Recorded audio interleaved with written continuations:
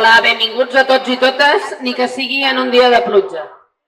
Aquí estem, per demanar a l'estat espanyol que ens tingui presents. Procedirem a llegir el manifest. El 23 de juny de 2023, CATAC CTS vam convocar una concentració al mateix lloc que ens trobem avui.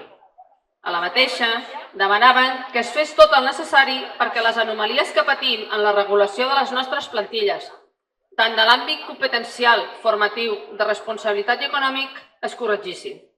I que els grups professionals de les nostres plantilles estiguessin situats d'acord amb la normativa d'aplicació. També que les nostres plantilles es dotessin del grau de formació necessària per poder portar a terme la nostra tasca diària. Durant el temps transcorregut fins a data d'avui, hem sabut per la premsa que s'està negociant a Madrid una actualització de l'Estatut Marc. Hem tingut coneixement del anteproyecto de ley del Estatuto Marco del Personal Estatutario de los Servicios de Salud de data 9 de gener de 2025. Avantprojecte que en cap cas vol solucionar aquest problema, sinó que el que es pretén és cronificar-lo.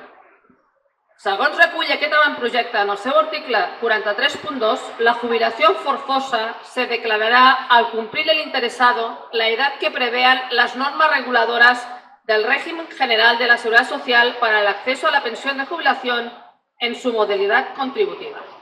CATAC CTS volem fer especial rellevància en aquest redactat, ja que empitjora la regulació de l'Estatut Marc vigent, que regula els 65 anys i el que volem amb aquesta modificació és volen perllongar l'edat de jubilació. CATAC CTS ho tenim molt clar. La jubilació forçosa s'ha de declarar en complir l'interessat als 60 anys d'edat i en cap cas podem consentir que vulguin allargar l'edat de jubilació del personal estatutari. Aquest nou Estatut Marc no pot ser un document per anar enrere, per no reconèixer les nostres categories professionals i les retribucions que pertoquen. No podem consentir que aquest govern vulgui perllongar l'edat de jubilació a tot el personal sanitari. No podem consentir l'obscurantisme en la negociació de comissions UGT que tornarà a hipotecar el nostre futur a canvi de suculentes subvencions per mantenir les seves estructures empresarials. Volem un Estatut Marc per tothom, participatiu, un Estatut Marc que reconegui la tasca i els coneixements de la plantilla dels centres sanitaris públics i que les retribucions s'adeqüin als coneixements de cada professió. No volem cap pas enrere. Prou maltractament al personal de la sanitat pública. Volem un Estatut Marc per tothom.